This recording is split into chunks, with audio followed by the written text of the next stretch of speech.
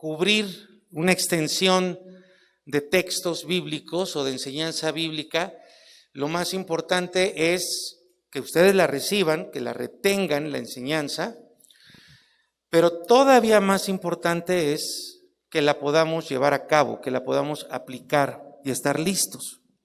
Miren, cada vez que la iglesia en cuerpo o en individual, o sea, cada vez que corporativamente, congregacionalmente, o cada vez que individualmente que tú nos metemos o vamos hacia enseñanzas importantes, a enseñanzas que nos hablan de cómo opera la maldad en el mundo. Lo hemos hecho en estos 2 años que llevamos de pandemia y lo hemos hecho en todos los años que llevamos como Río. Cada vez que te metes a conocer de las fuerzas demoníacas, de lo que la Biblia llama tinieblas, debemos de entender o debemos de saber y siempre tener muy claro que habrá una reacción de esas entidades espirituales malignas manifestándose de muchas maneras a través de circunstancias donde personas de carne y hueso están o estamos involucrados. Ejemplo, no tendría que ser para ti y para mí extraño que si tú quieres, que si tú empiezas a conocer más de esta operación y de lo que Dios nos da, de cómo Dios nos da el poder y la victoria contra estas fuerzas espirituales, no sería difícil que tú empieces a enfrentar circunstancias más difíciles o más fuertes en tu vida personal. Podrían ser tentaciones, podrían ser problemas, podría ser que de pronto se levanten por ahí algunos enemigos, algunas personas que quieran dañarte, que quieran afectarte. Podría ser que de pronto allí en tu casa se empiece a ver circunstancias paranormales, que de pronto empiecen a suceder cosas extrañas y que no son explicables. Puede haber cualquier cantidad de expresiones. Hay un dicho acá en México y me imagino que en otros países de habla hispana donde dice no le pises la cola al diablo. Y hay esa frase o dicho, pues indica que si le pisas la cola al diablo, pues es como cuando le pides la cola a un perrito, ¿verdad? Pues va a haber una reacción violenta. Entonces, cuando tú te quieres meter con Dios, cuando tú quieres más de Él, cuando tú estás en un camino donde ya estás arrepintiéndote, donde estás convencido de dejar un mal camino y de meterte más con Dios o de ir a más conocimiento de Él, de que verdaderamente haya un cambio, una transformación en ti. Entonces debemos de esperar una reacción a eso. Lo mismo si nos metemos en el campo de las tinieblas, pero como iglesia no debemos tener miedo de meternos en el campo de las tinieblas, al contrario, son ellos son ellos, porque lo digo como cosa, no como hombre, mujer, sino como cosa, los espíritus van a reaccionar. Pero nosotros ya podemos estar apercibidos. Esto no se los estoy diciendo para que ustedes tengan miedo, sino se los estoy diciendo como parte de la capacitación con la que nos adiestra Dios por medio de su palabra y de su espíritu, de tal manera que podamos enfrentar y vencer toda fuerza maligna, cualquier tipo de fuerza o de expresión maligna que se levante contra nosotros. ¿Ok? ¿Está claro esto? Sí. ¿Todos? ¿Está claro? Sí. Muy bien. Les voy a dar un pequeño testimonio también. En estas semanas yo he estado trabajando con una persona de la iglesia que, y luego nos contará de su testimonio más ampliamente, que rompió y tiró a la basura todas las imágenes que había en su casa. Y la experiencia que me platicaba cuando lo hizo, me dijo, tuve miedo, mucho miedo de hacerlo. Cuando lo estaba haciendo, me estaba invadiendo el miedo. ¿Por qué? Porque hay una operación espiritual, hay una actividad espiritual que está operando ahí cuando una persona da un paso tan importante como ese. Esa es una acción de arrepentimiento, clara, contundente, una de las primeritas que cualquier cristiano debemos de tener. No puede haber ese tipo de cosas en nuestros hogares. Así cada cosa que Dios te pide, cuando finalmente tú decides, como en este caso, dejar, entregar, tirar a la basura, desde una imagen, rencor, cualquier cosa que a Dios no le agrade, que son acciones concretas de arrepentimiento, va a haber una reacción. Pero te lo estoy diciendo para que estés esperándola, para que cuando aparezca esa reacción, sepas lo que tienes que hacer, cómo enfrentarlo. ¿Estamos claros? Muy bien. Quiero también, nada más, si me pueden poner, ¿está la imagen de la que mandamos del título?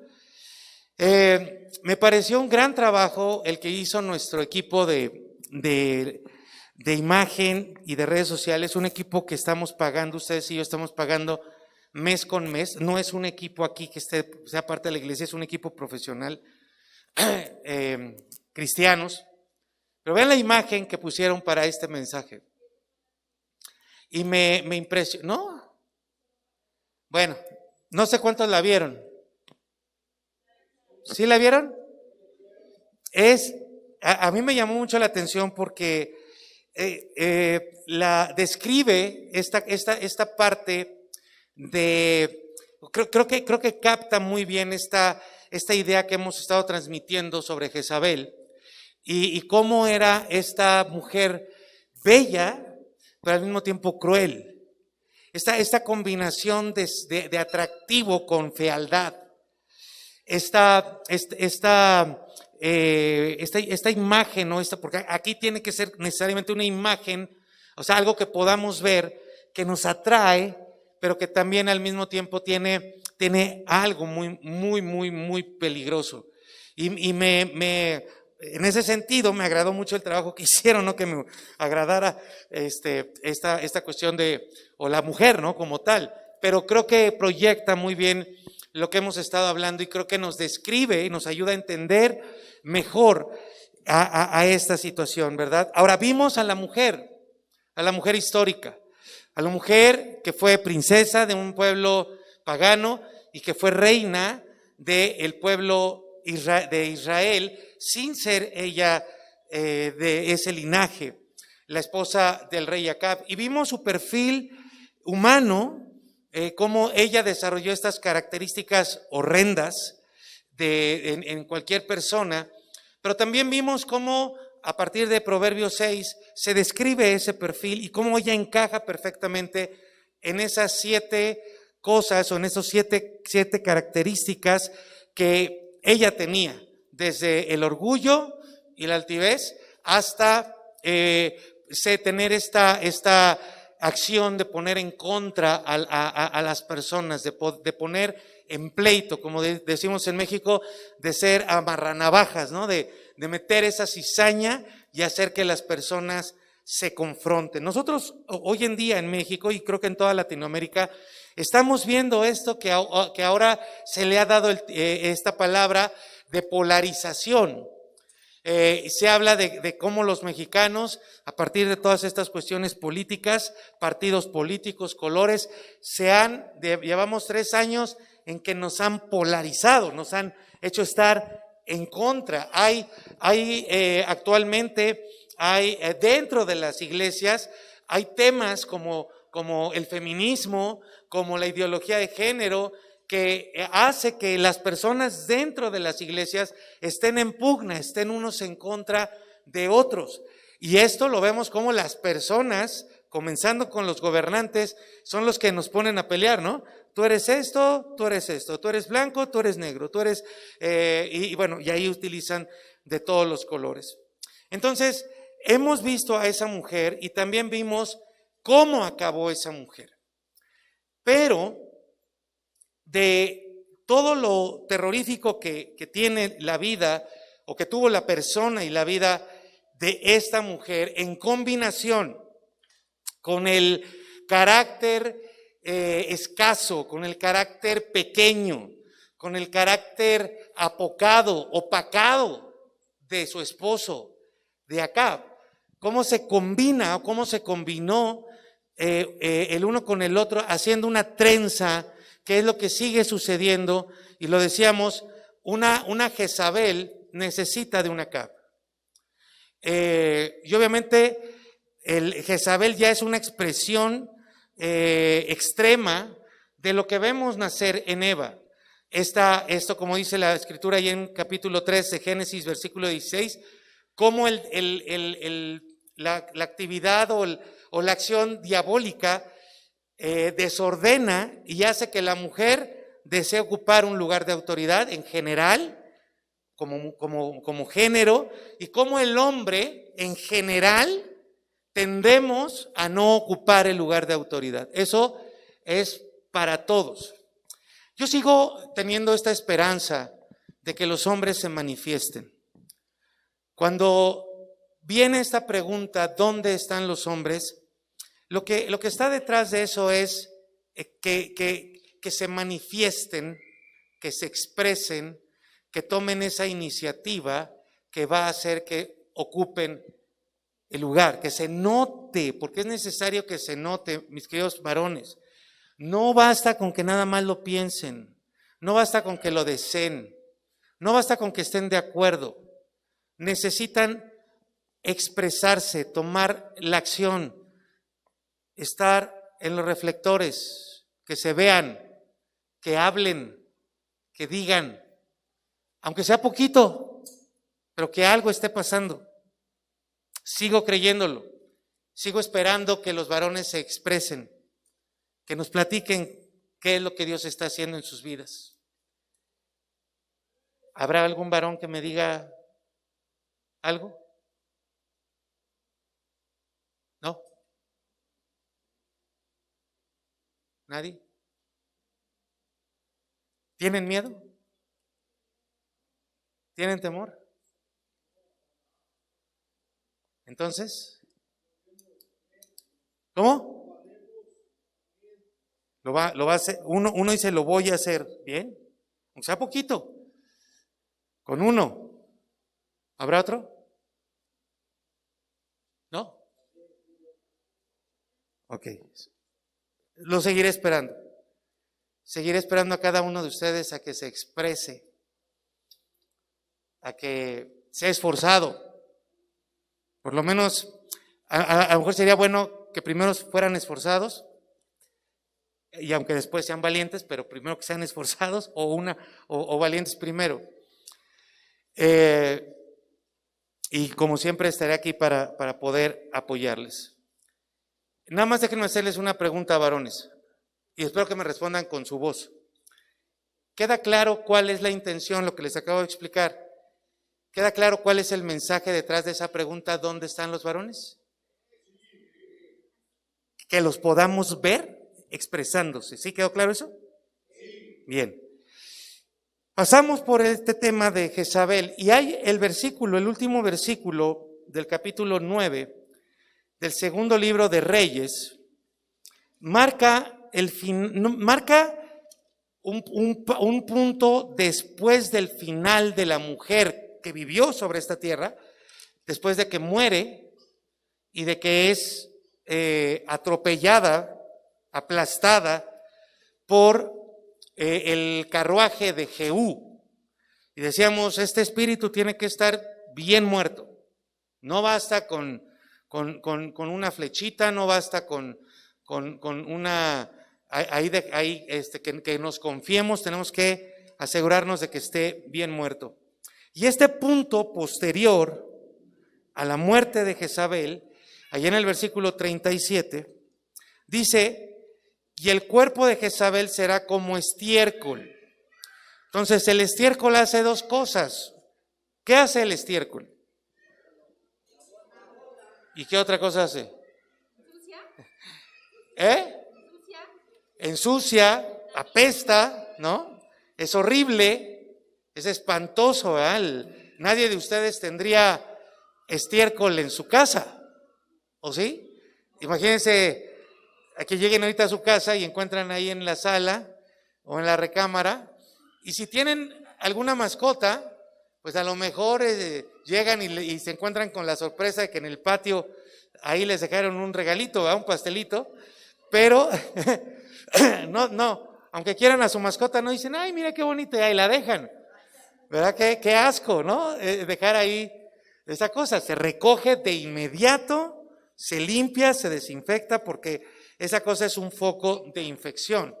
Eso es lo que está diciendo este texto cuando habla de Jezabel, que va a quedar como estiércol. Y en el caso de la tierra de Jezreel, donde estaba la viña de Nabot, había una promesa de bendición impresionante de cómo Dios iba a tomar a Jezabel, y para los descendientes de Nabot, ella iba a significar abono, o sea, iba a ser fructífera la tierra de los descendientes de Nabot, de la viña de Nabot. Pero para el resto de la tierra y para el resto de la humanidad, Jezabel quedaría como lo más vil, como lo más sucio, como lo más hediondo, como lo más infeccioso que pueda haber en la tierra. Y esa es una forma de explicarnos o de hablarnos también de la obra maligna, que lo poníamos en comparación en Ezequiel 28, como al final en el versículo 19, cuando viene esta sentencia de parte de Dios a Satanás, le dice, espanto vas a hacer sobre la tierra, vas a hacer asombro y espanto, pero luego le dice, y para siempre dejarás de ser. Como se dijo de Jezabel, que habrá algo que ensucie, habrá algo que huela mal, pero nadie va a poder reconocer, nadie va a poder decir, ese es el cuerpo de Jezabel, o ahí está la tumba de Jezabel. Sí, por favor. Contamina. Vamos a ir hacia allá, estoy por partes, simplemente ahorita aquí estoy mostrando el simbolismo, estoy resaltando el simbolismo para que entendamos lo que viene. Esto da los puntos suspensivos para la continuación de lo que vamos a ver ahora, que es ya no a la persona, sino lo que estamos llamando como el espíritu de Jezabel. Entonces, las palabras claves, como lo estamos viendo, es estiércol, es faz de la tierra, y es que nadie puede o podrá ubicar a Jezabel. Esas tres cosas nos hablan ya no de una persona, sino nos hablan de lo que podemos llamar el espíritu de Jezabel. ¿Está claro esto? Muchas gracias.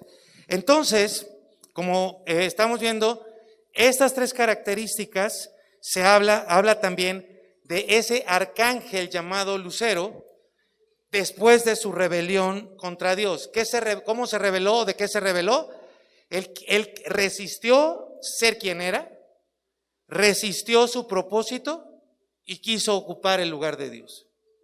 Esas tres cosas son las que intenta inyectar en la vida de cada persona. Y el punto, mis queridos, es que eso no tenga éxito en ti. O sea, tú y yo debemos de ser personas que sepamos quiénes somos, que hagamos lo que tenemos que hacer de acuerdo a lo que Dios ha establecido y que no ocupemos el lugar que le corresponde a Dios. O sea, ¿Cómo ocupamos el lugar que le corresponde a Dios? Cuando hacemos lo que nosotros queremos, no lo que Él nos pide que hagamos, en cada cosa. Y entonces, aquí vemos este hilo conductor que nos va a llevar hacia lo que viene a continuación. Cuando hablamos del espíritu de Jezabel, aquí vamos a aclarar varias cosas antes de ir a más.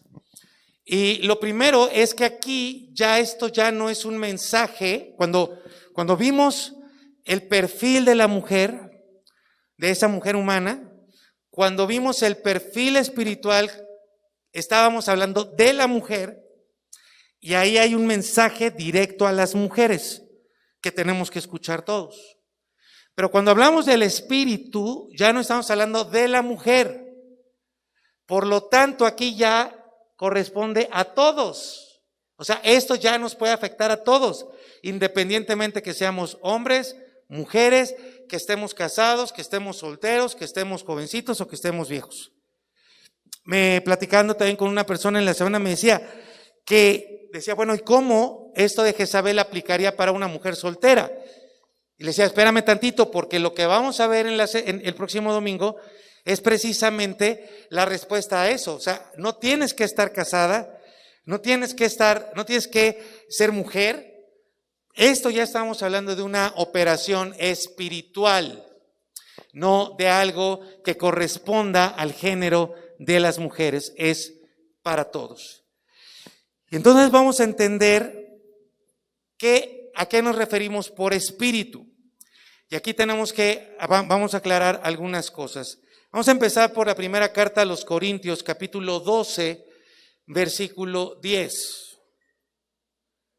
Entonces, esto es enseñanza, esto es capacitación para que estemos adiestrados y sepamos cómo enfrentar las reacciones que vienen cuando nosotros buscamos más de Dios o nos adentramos en los terrenos de la maldad, a los cuales no les debemos de temer, porque Dios nos capacita, nos da su palabra y nos da su espíritu. ¿De acuerdo? ¿De acuerdo? Sí.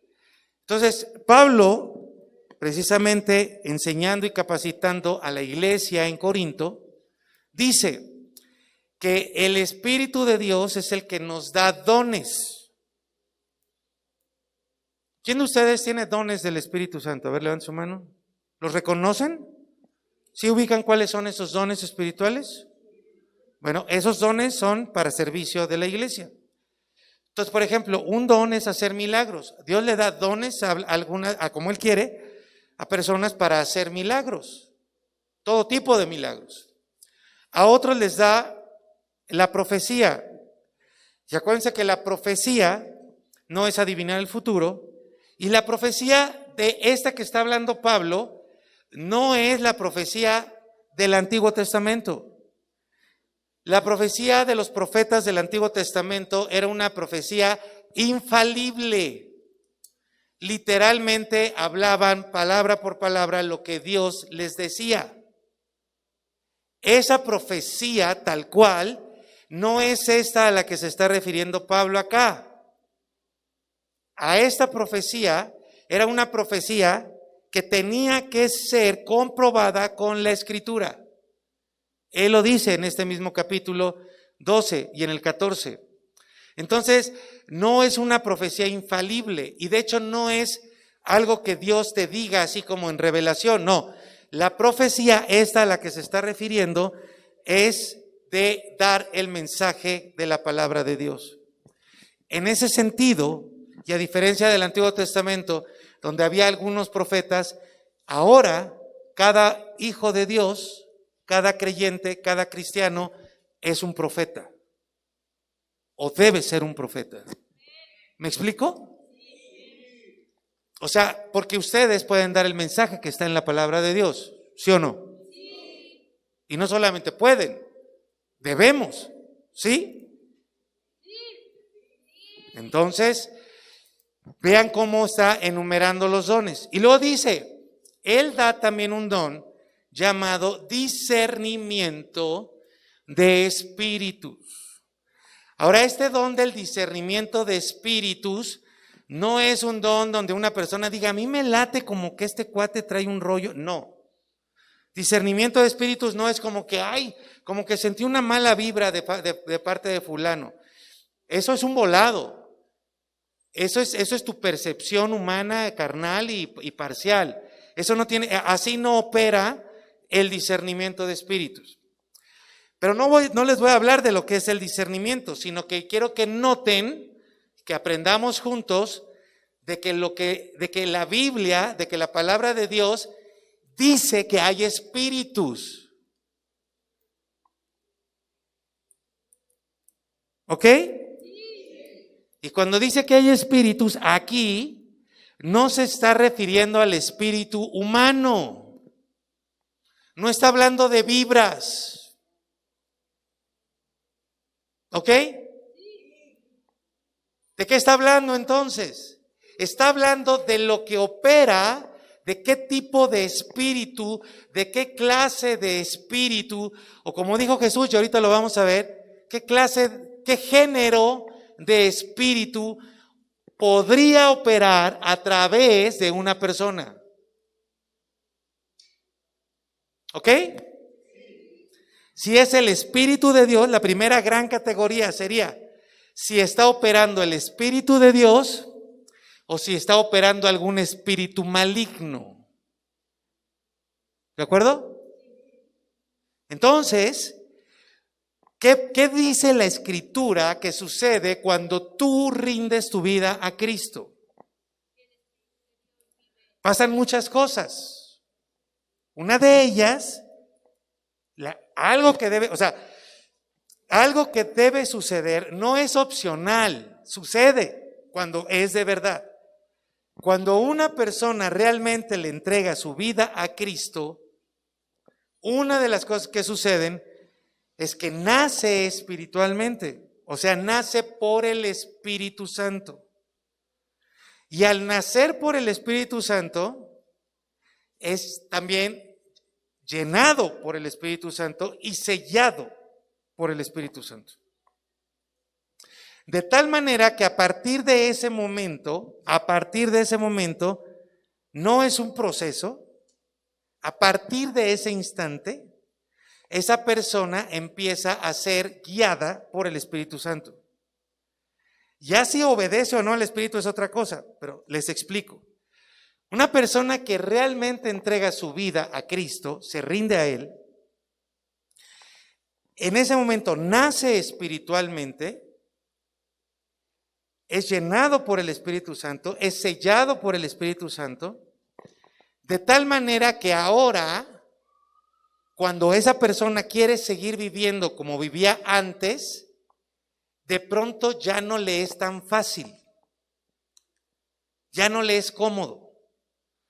Porque sobrenaturalmente empieza a experimentar la voz del Espíritu Santo. Empieza a experimentar la presencia del Espíritu Santo. De tal manera que aunque siga viviendo imperfectamente, ya lo nota. Ahora es más consciente y más sensible de cuando está yendo en contra de la voluntad de Dios.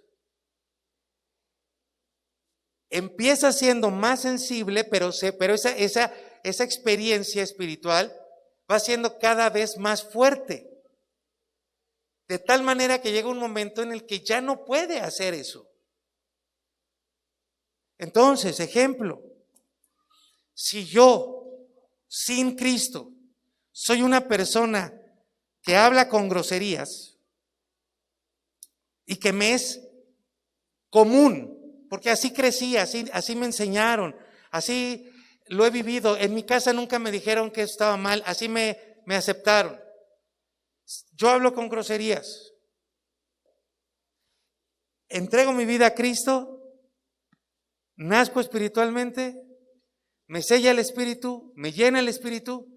De pronto ahora, cuando digo una grosería, algo pasa en mi espíritu que me dice, no está bien que hagas eso. Y entonces digo, caray, ay, ¿qué es esto que estoy sintiendo? Y entonces vuelvo a decir, porque yo sigo creyendo que así soy y que todos se ríen y que es bien chistoso que yo hable así, pero la siguiente vez que digo otra grosería, ¡ay! Como que me siento peor que la primera vez. Y empiezo a tener una experiencia que está haciendo que como que ya no va conmigo. ¿Me estoy explicando? Entonces, si tú quieres saber, mi querida Adela, si tú quieres saber si has nacido espiritualmente, tienes que buscar si esta experiencia tú la estás teniendo. Y si estoy siendo claro, puedes entenderme que tú puedes seguir siendo muy imperfecto. Puedes seguir equivocándote, puedes seguir pecando. Puedes a lo mejor tener un periodo bajo en tu vida, un periodo difícil, pero vas a estar experimentando esa voz o presencia del Espíritu Santo que no te va a dejar en paz. ¿Me estoy explicando con eso?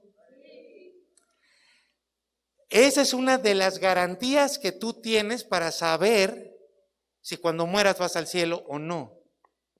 Si realmente eres un hijo de Dios o no. Y esto que les estoy explicando tiene que ver con el discernimiento de espíritus. O sea, tú mismo puedes discernir si es tu espíritu o es el Espíritu de Dios el que está haciendo algo dentro de ti. Entonces tengamos claro que hay espíritus. Dos grandes categorías: Espíritu de Dios, obrando como ahorita les estoy diciendo, o los espíritus demoníacos, inmundos, como lo dice Mateo capítulo 12, versículo 43. Esta enseñanza sobre que hay espíritus, en el mundo espiritual está el Espíritu de Dios, hay ángeles como ya lo aprendimos alguna vez, pero también están estos ángeles caídos, viene de Jesucristo porque Jesucristo habló de espíritus inmundos. Y para que ustedes lo tengan ahí bien claro, anótenle por favor, mi querido Ángel, allá. Esa palabra inmundo literalmente habla de inmoralidad. Todo tipo de inmoralidad, cualquier cosa inmoral, no solo lo sexual, cualquier cosa inmoral. El día de hoy, en la actualidad, en el mundo, en los países, en las naciones, hay leyes que hacen cosas o acciones, las hacen legales, pero siguen siendo inmorales.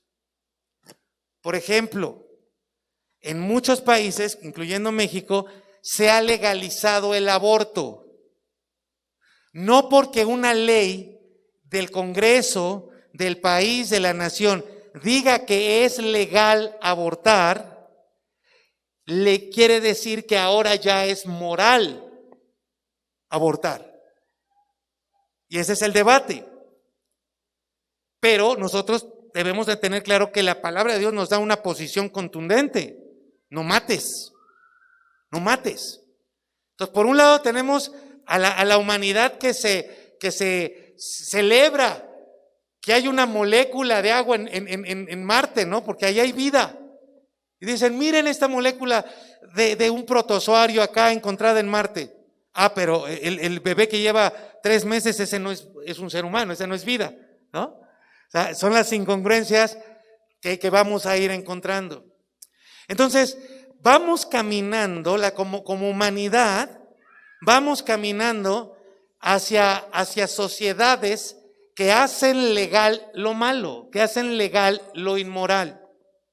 Nosotros como cristianos discernimos y decimos, ok, la ley me puede permitir esto, pero no lo voy a hacer porque es inmoral.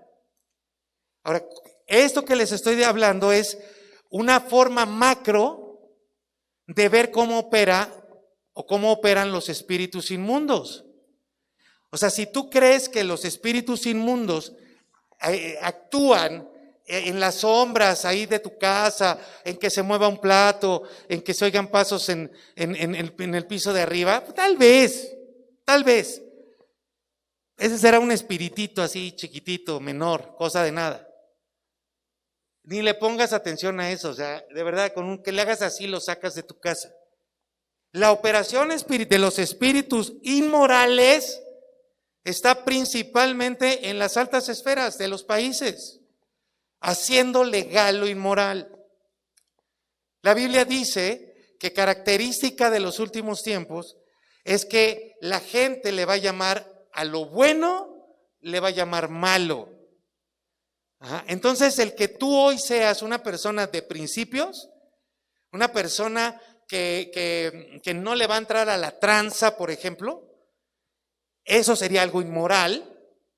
Que tú digas, no le voy a entrar a la tranza. Entonces ahora el mundo le llama eso malo, ¿no? Ay, que no sé qué, que payaso, que mocho, que lo que tú quieras, le va a llamar malo. Pero a lo malo le va a llamar bueno.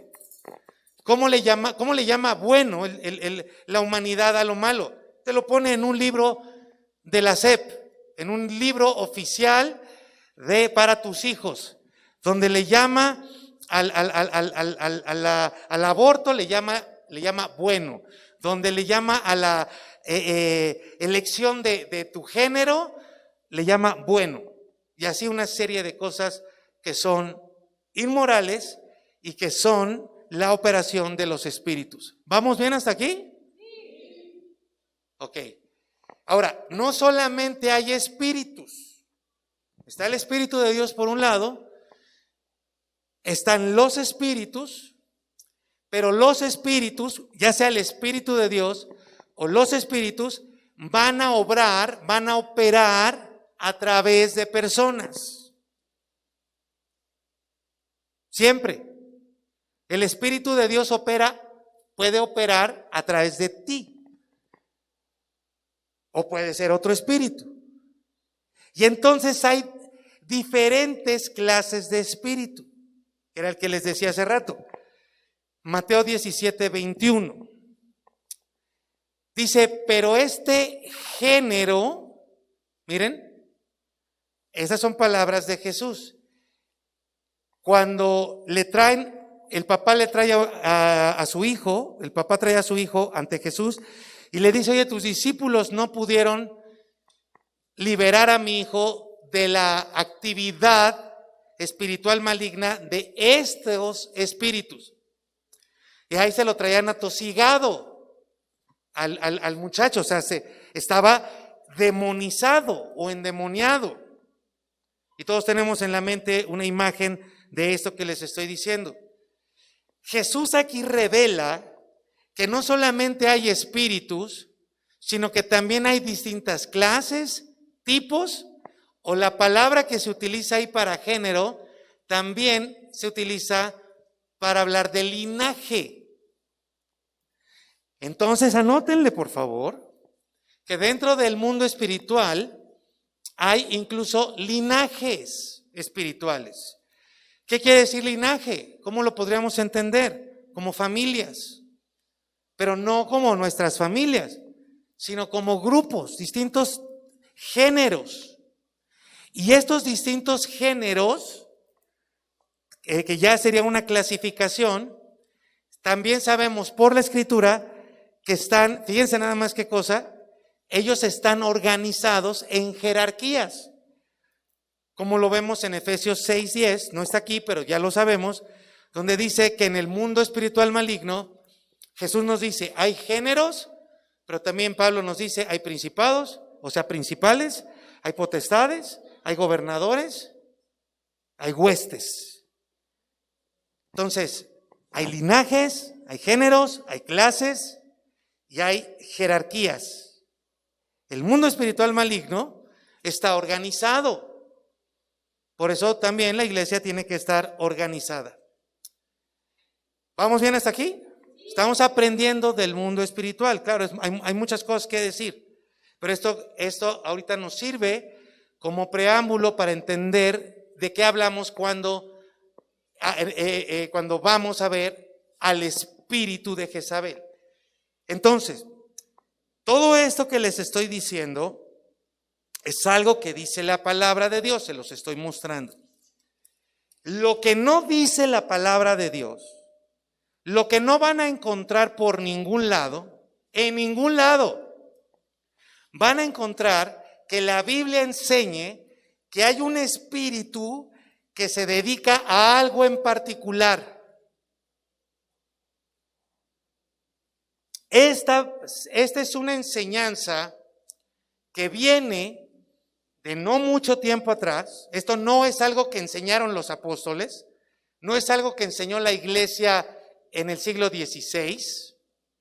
Esto más bien viene como de la sabiduría popular, y que en algún momento alguna rama, alguna línea por ahí de algún movimiento cristiano tomó hace no más de 50 años.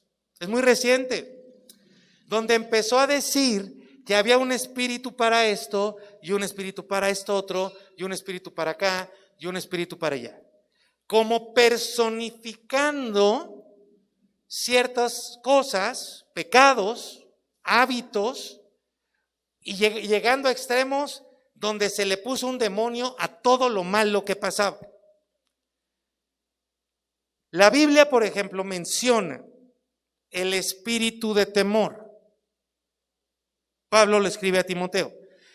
Pero está hablando, tenemos que entenderlo dentro de esta base bíblica, donde Jesús menciona, hay muchos espíritus, hay géneros y hay jerarquías. Y cuando Pablo le escribe a Timoteo y le dice, ustedes no han recibido un espíritu de temor, no está hablando de que haya un espíritu que se llame temor, sino está hablando, y aquí me regreso a los primeros mensajes hacia los hombres, de qué fue lo que produjo el miedo en el varón. A ver, asómbrenme, háganme el día. ¿Qué varón se acuerda qué es lo que produce el miedo en el hombre? ¿No? Con Adán, ¿qué fue lo que pasó para que tuviera miedo? ¿Cómo? No, el pecado. No había miedo, y menos miedo a Dios, en el sentido de literalmente tenerle miedo, no en el sentido de respetarlo. Y estaban de la mano. Peca, ahí podemos decir, integrar lo que Cristóbal nos decía, dejó de confiar en Dios, y de inmediato dice o no dice Génesis 3, sintió miedo. ¿Lo dice o no lo dice? Ahí fue la primera vez que el varón sintió miedo. Cuando podemos completarlo, deja de tener su confianza en Dios. Podemos integrar lo que Diego nos decía aquí, confía más en la mujer, que a su vez era confiar en la voz del diablo, en la mentira del diablo, le falla a Dios y siente miedo, y se va y se esconde. No dice ahí, por ejemplo, que el espíritu de miedo se apoderó de Adán. Entonces, está hablando que el miedo tiene un origen espiritual, y por eso Pablo lo expresa como algo espiritual, pero nunca es la intención de Pablo decir, existe el espíritu de miedo, mira, es este, y está el espíritu de duda, como nos decía Marcos Witt, o está el espíritu inmoral, o está el espíritu de la tranza, y entonces, desafortunadamente, muchos grupos cristianos que no tenían una base doctrinal sólida, empezaron a desarrollar, se iba la luz, y entonces era el demonio de la CFE, ¿no? O del cortocircuito, o se te dañaba el coche y era el espíritu del daño al coche, ¿no?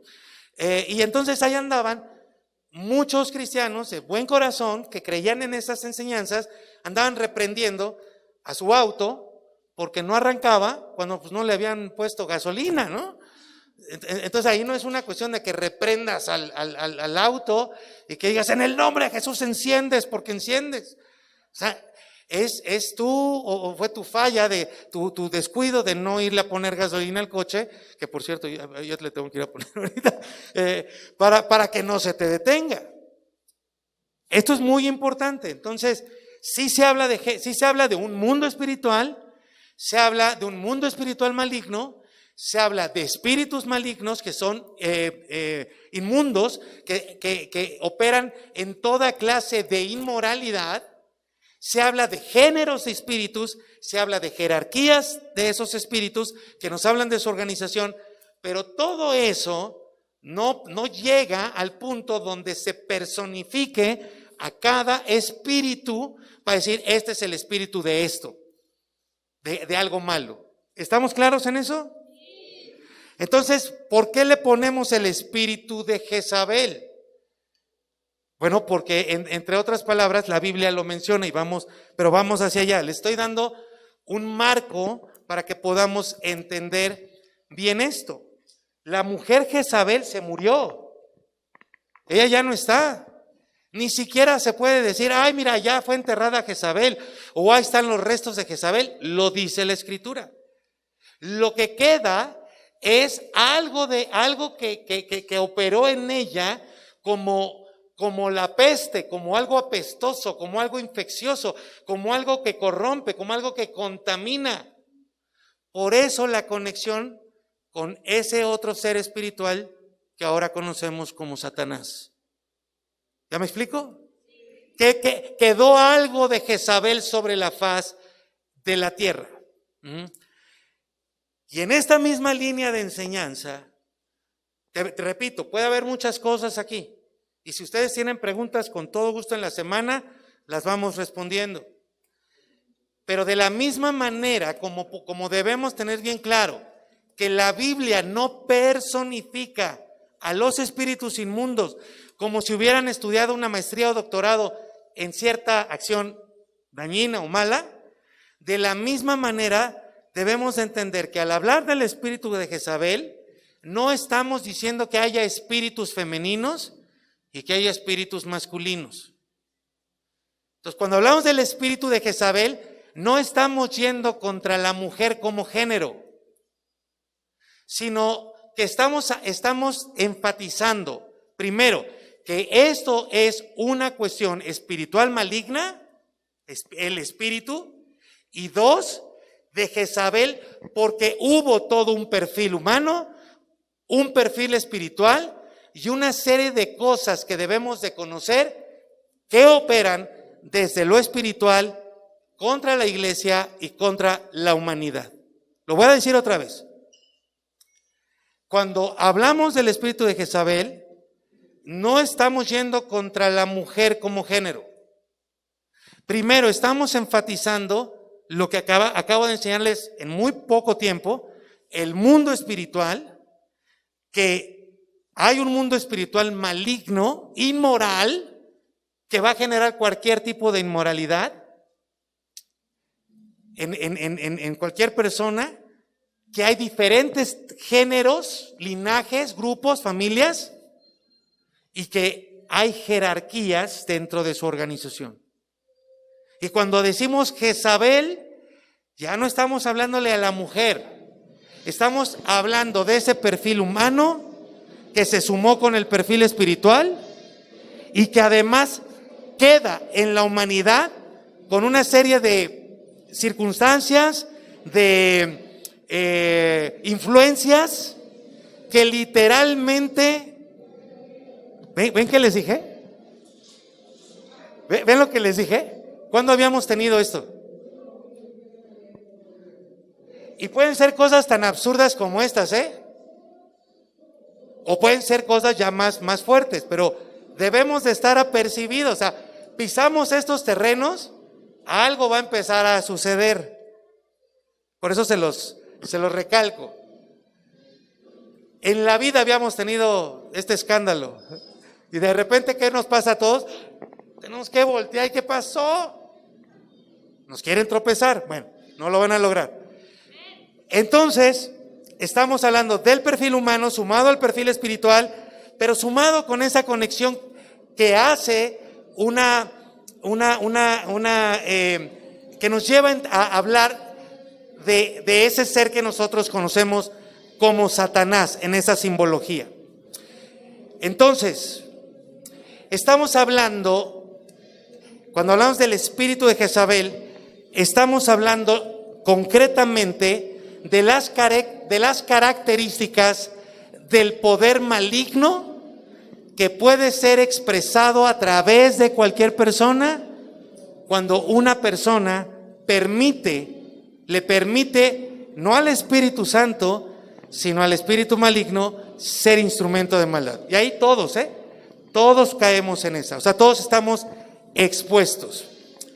Y otro aspecto que debemos de tomar en cuenta es que se hace una referencia a Satanás. O sea, al hablar del espíritu de Jezabel, estamos hablando de la operación o de las características de Satanás, que también fue rebelde, obstinado, influenció a la tercera parte de los ángeles del cielo, de Dios, y todos ahora son los que conocemos como ángeles caídos. ¿Qué fue lo que hizo Satanás? Ya se los dije, resistió su identidad, no estuvo a gusto con ser quien era, quiso ser alguien más, quiso ser Dios, resistió su propósito era proteger el trono de Dios, llevar adoración, lo resistió y no quiso hacer lo que tenía que hacer, sus funciones. Vamos a ver entonces lo que el espíritu de Jezabel hace, ya con todo esto en mente. Y vamos a ocupar solamente unos 15 minutos más para poder tener, repito, no quiero que tengamos una extensión, así como ver muchas cosas, sino que podamos irnos bien claros, bien entendidos y que podamos utilizar esto para enfrentar cualquier tipo de ataque. Pero es muy importante, todo el mundo y los hijos de Dios siempre vamos a estar expuestos al ataque demoníaco, siempre. Pero es muy importante que estemos apercibidos de este tipo de ataque. ¿Qué hace el espíritu de Jezabel? Ojo por favor a partir de aquí. Primer libro de Reyes, capítulo 18, versículo 4. Fíjense bien. Porque cuando Jezabel destruía a los profetas de Jehová, Abdías tomó a 100 profetas y los escondió de 50 en 50 en cuevas y los sustentó con pan y agua. En este versículo podemos ver una de las guerras, una de las batallas que han perdurado más a lo largo de los siglos. Y aunque todo el mundo está expuesto al ataque diabólico de cualquiera de esa tercera parte de los ángeles caídos, de los demonios que andan sobre la tierra, cuando hablamos del espíritu de Jezabel, debemos entender que lo que ella hace, más bien, lo que este espíritu hace, que se ve reflejado en lo que ella hizo, es atacar a los ministros de Dios, atacar a los siervos de Dios. Su propósito es destruirlos, matarlos. Y la batalla está en el terreno humano entre personas como Abdías, personas sencillas, personas dispuestas, que se levantaban para defender a los siervos de Dios, para esconderlos de ser necesario, para sustentarlos, para protegerlos del ataque despiadado de Jezabel. Y ya lo vamos a ver en la siguiente ocasión, pero lo digo como anticipado. Al mencionar yo esto, bueno, tú lo estás viendo, no es algo que yo me esté inventando. No estoy queriendo aquí yo tirarme como pastor para que me levanten, ¿no? Como decimos en México. Siempre va a estar la responsabilidad de cada persona y de cada hombre. Pero sí debemos entender, mi querida iglesia, el acento que pone la palabra de Dios al decir una y otra vez que hay siempre y en todo momento una intención particular de este espíritu, de estos espíritus o de este espíritu de Jezabel, de destruir a las cabezas que Dios ha puesto en las iglesias. Podemos decir que es un ataque reforzado, una estrategia reforzada por la función que Dios les ha dado a estas personas. Y esto que vemos aquí en el primer libro de Reyes, lo vamos a ver no solo respaldado en Apocalipsis, sino vamos a ver cómo Dios literalmente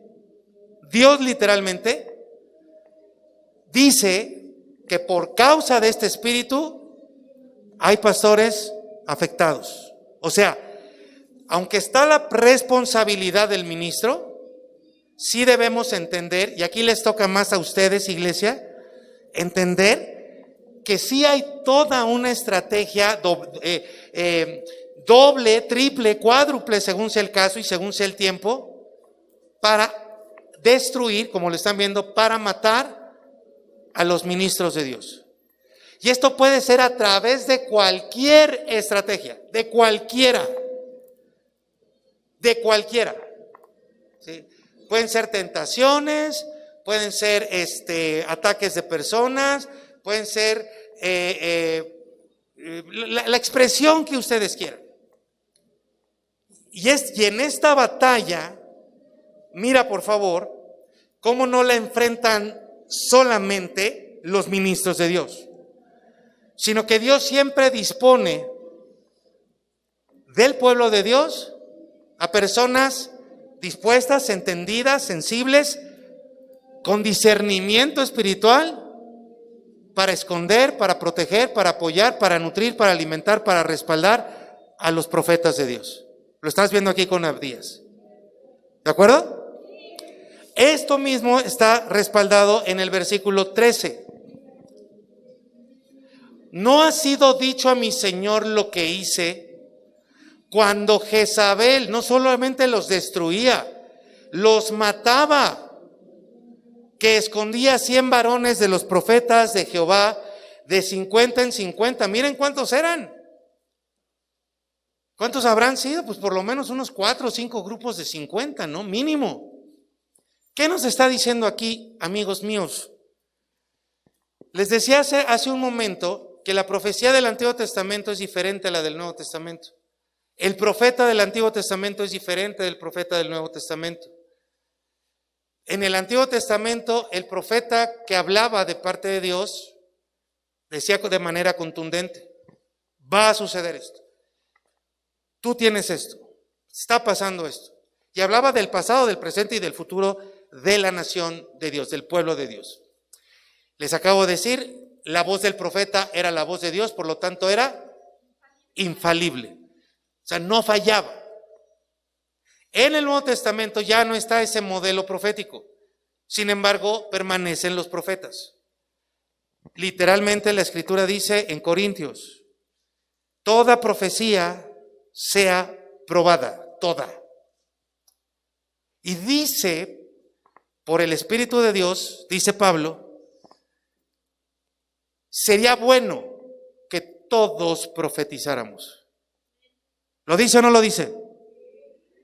Quiere decir que el deseo de Dios es que ahora cada persona sea un profeta. ¿En qué sentido? Portador de la palabra que ya está escrita, de la palabra de Dios, que recibas la enseñanza y que la expreses con fidelidad a lo que dice la palabra, no agregándole, no quitándole. Por eso les decía que todos deberíamos de ser profetas. ¿Estamos claros en eso? Por eso cuando tú dices, no me acuerdo, es que no sé cómo decirlo, es que ya se me olvidó, estás yendo en contra de lo que el Espíritu de Dios quiere de ti. Y cuando tú vas en contra de lo que Dios quiere de ti, estás actuando como el espíritu de Satanás, que resiste a su función y a su identidad. Y no hay otra opción. Cuando las personas venían con Jesús y le decían, Jesús, es que yo estoy en la tercera opción, yo estoy a la mitad. Jesús dijo, no, el que no está conmigo está contra mí. Y el que no recoge conmigo, desparrama. No se trata de ser perfectos. Se trata de hacer lo que Él quiere. Hay personas que argumentan como una idea de perfección, nada más que suceda esto en mi vida, nada más que me convierta, nada más que, o que crezca, nada más que sea mejor persona, voy a empezar a hablar porque el testimonio que doy no es muy bueno. No hay una sola enseñanza en la Biblia, al contrario. No hay una sola enseñanza en la Biblia donde se demande que no peques para que puedas empezar a hablar de la palabra de Dios. Repito, por el contrario, todos los que ves predicando la palabra de Dios eran unos perfectos imperfectos. Tenían una cantidad de errores terribles, de todo tipo. De todo. El único perfecto fue Jesucristo. De allá en fuera, ¿qué tenemos? ¿Qué tenemos en el Salón de la Fama de la fe? Tenemos cobradores de impuestos, o sea, un político de la actualidad. Tenemos a un guerrillero, a un celote como, o sea, imagínate que estuviera el secretario de Hacienda y el subcomandante Marcos dentro de los 12 discípulos de Jesús. Sí, ahí estaba Mateo y estaba el celote, ¿cómo era? Juan. Eso eran. O sea, en términos humanos eran personas que estaban polarizadas. No se podrían ver uno al otro, se estuvieran ahí peleando en Twitter. En una mesa de discusión estarían allá aventándose sillas. Pero Jesús llamó a los dos y fueron parte de los 12, los dos. Y nunca les dijo, hasta que te arrepientas de tus preferencias políticas, ¿eh? ¿No? Nosotros somos imperfectos y así tiene que ser para que la gloria se la lleve el Señor, no el hombre. ¿Estamos claros? Cuando aquí dice de 50 en 50, es una referencia a lo que vemos en Corintios, cuando Pablo dice, ojalá todos profetizaran. Déjame decirte, definitivamente hay una diferencia entre un hombre que es llamado por Dios para una posición como el pastorado y una persona dentro de la iglesia que no. Pero donde hay un punto de conexión común entre un pastor y una persona que es parte de la iglesia, es que Dios quiere que todos sean líderes servidores, que agarren una escoba, pero que también lo prediquen a Él. Les pregunto, ¿todos aquí están claros que el mandato de hablar de Jesucristo, de ir a las naciones y hablar de Jesucristo, es para todos? Sí. Ahí están los profetas. ¿Qué te estoy queriendo decir? Otra forma de expresarte lo que te dije al principio. Cuando tú no quieres predicar a Jesucristo porque no eres tan bueno, porque no sabes mucho, porque faltas, porque lo que tú quieras, todos los pretextos que tú pones, estás siendo objeto de influencia de los espíritus inmorales. Solo que desde el ojo humano llamamos inmoral solamente a 2 o 3 cosas y nos escandalizamos. Pero estás obedeciendo a la influencia maligna que te dice cállate, no hables, resiste a tu función, Mira, les acabo de preguntar, ¿están conscientes que ese mandato es para? Sí, pero cuando ya te toca dices, no, yo no, porque no sé, porque no puedo, porque soy tan poca cosa, porque... Y entonces estás repitiendo las palabras del diablo. No quiero ser quien soy y no quiero hacer lo que tengo que hacer. Repito, ahí tienes. Sí hay un ataque particular para mí, un acento, una carga. No siempre, habrá sus momentos. Pero cuando tú quieres dar un paso de crecimiento, ahí también vas a ser objeto de este ataque. Vas a entrar dentro de estos 50 en los que el espíritu de Jezabel tiene puesta su mirada. Se los voy a decir de esta otra manera. No me tienes que levantar la mano. Pero ¿cuántos de ustedes han querido dar un paso más allá con Dios? ¿Cuántos de ustedes han querido más de Dios y servir más a Dios y lo han hecho? Y ¡pum! Viene algo a sus vidas que los desanima y hace que reculen. ¿Verdad que sí? Yo conozco a varios acá que decían, sí, vamos a servir, no sé qué, con una pasión, con un deseo ferviente. Claro, empiezan a servir, va a haber una reacción del diablo y ¡pum! Les pega. En su familia, en su matrimonio, en su economía, en la salud, donde sea. Y al rato dicen, ay, no, mejor no. No más que pase esto. No, no va a pasar, porque así es. Así es. Así es la vida. Y tenemos que estar apercibidos de que el ataque va a llegar de cualquier forma, por cualquier medio, pero Dios nos ha dado los medios y las capacidades para poder resistir a esos ataques. ¿Cuántas veces, sobre todo los más antiguos de acá de Río, que les recalco, los que estamos en Río, mientras más cumplimos años, más jóvenes nos ponemos, como los de abril, pero los más antiguos, ¿cuántos ataques severos, fuertes, hacia mí podríamos contar?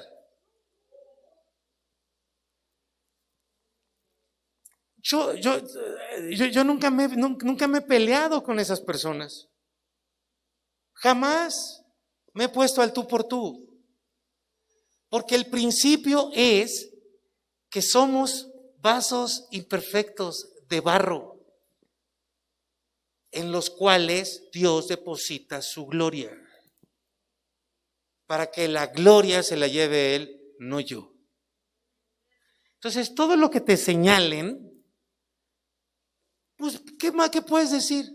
Pues sí es cierto, amigo. Pero puedes decir, pero estoy en la lucha. Estoy en el proceso. Pero de que sigo pecando, lo sigo haciendo. Y además, hay otra cosa. Todos pasamos por momentos. Y a veces estamos acá, y a veces estamos acá. Y a veces tú estás en un momento muy bueno de tu vida. Y lo puedes compartir con tu familia, con tu esposo, con tu esposa, con tus hijos. Pero a veces estás en un momento muy malo de tu vida, donde ni siquiera a tu esposo o a tu esposa le puedes decir, porque tú mismo o tú misma todavía no entiendes, no lo logras expresar con toda su plenitud. Pero estás abajo. Y ahí eres vulnerable y seguramente estarás en un tiempo, en unos días, donde harás cosas que no te enorgulleces de ellas. Pero son momentos. Porque cuando caemos en esos hoyos, gracias al Espíritu de Dios, recordamos que Él es el que rescata del hoyo nuestra vida y nos hace remontar el vuelo como las águilas, ¿no? Gloria a Él.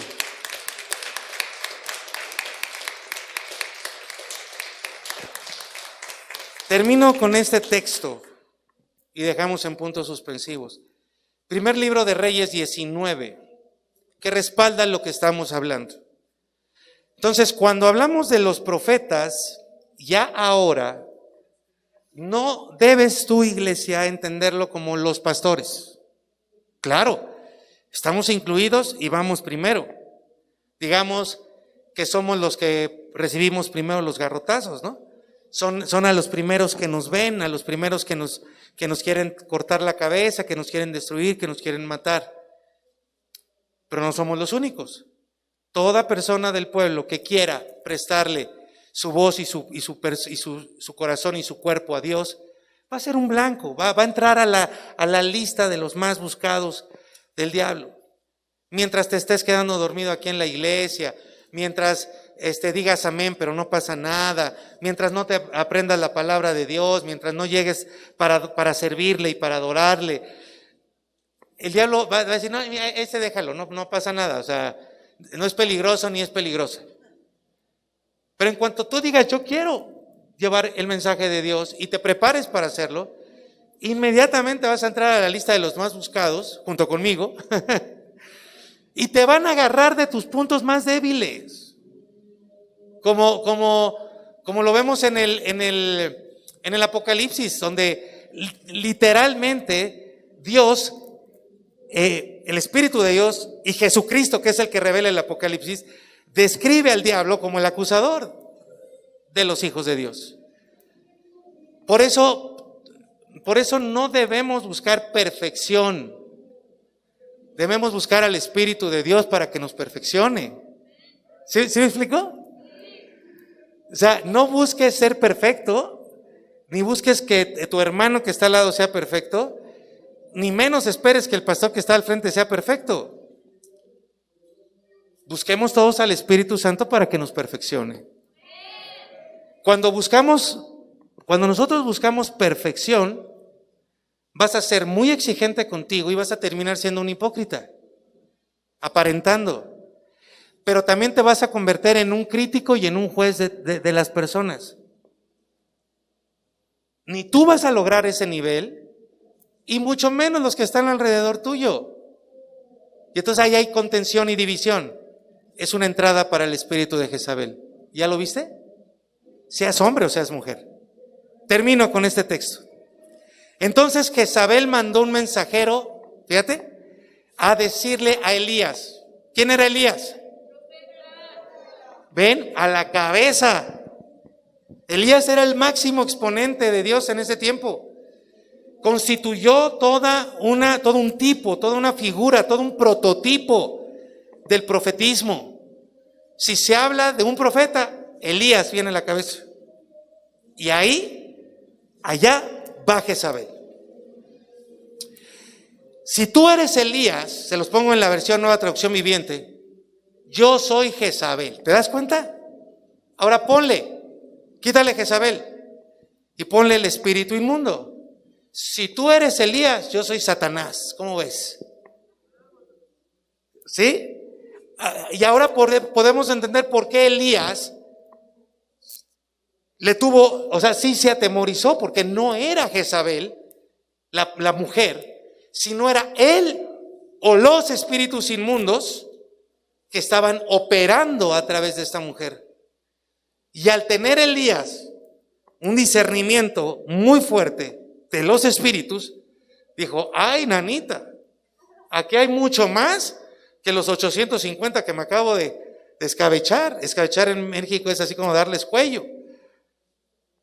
Y entonces dice, y que los dioses me castiguen duramente si mañana a esta hora no he hecho contigo lo mismo que tú hiciste con mis profetas. ¿Qué había hecho él? Los mató. ¿Qué hace el espíritu de Jezabel? No solo busca matar a los siervos, no solo los destruye o quiere destruirlos, sino que respira, expira, expele amenazas contra los ministros de Dios. Y a veces es suficiente la amenaza para acabar con algo, para detener. ¿Sí lo estás viendo? Aquí Elías huyó. Fue tan fuerte esta influencia, esta amenaza, que Elías huyó. En la gracia y en la misericordia de Dios fue por él y le dijo, no, no, no, espérate tantito. Todavía tienes mucho camino que recorrer. Y lo alimentó con los cuervos. ¿Se acuerdan? Que los mandó el Señor al hipocampo para que fueran por unas tortas. Creo que el hebreo dice torta cubana o algo así, que le gustaba a Elías y le llevó. Dice o no dice el texto que lo alimentaron con tortas. Quién sabe qué tipo de tortas eran, ¿verdad? A lo mejor eran unas semitas, ¿no? Por ser allá, de aquella región. Pero las semitas son de Puebla, ¿verdad? Bueno, ya no los voy a enredar más. Pero lo alimentó.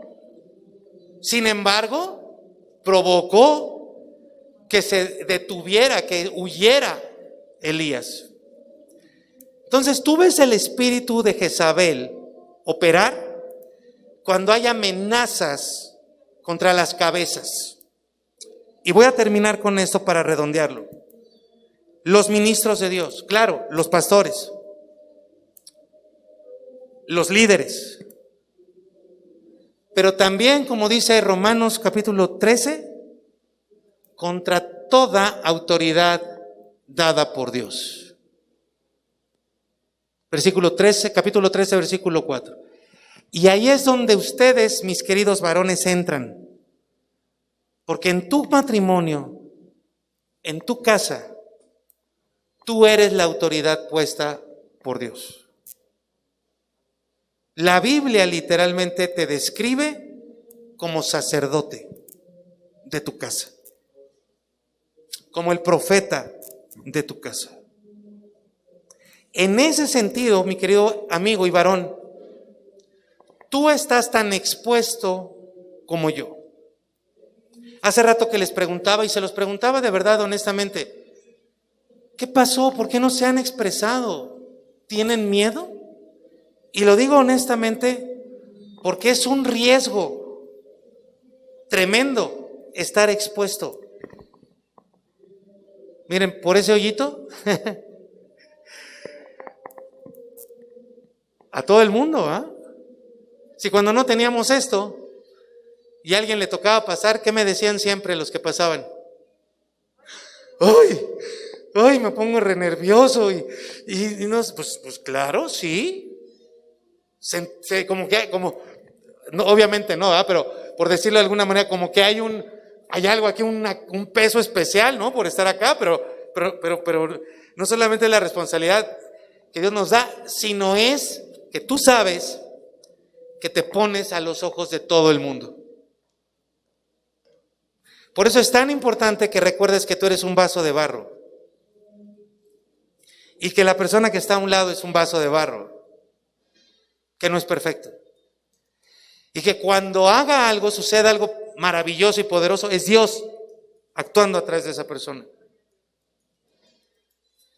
Porque el diablo, en cuanto te pongas en tu posición, te va a llevar un conteo de todas tus fallas, públicas y privadas, y te va a tratar de exponer, te va a tratar de poner en mal, ya sea frente a tu esposa y tus hijos, frente a la iglesia, frente a tus compañeros de trabajo o frente al mundo. Porque a través de eso te va a querer destruir, va a querer acabar contigo. Y yo sé que eso es una de las razones por las que consciente o inconscientemente no queremos estar al frente.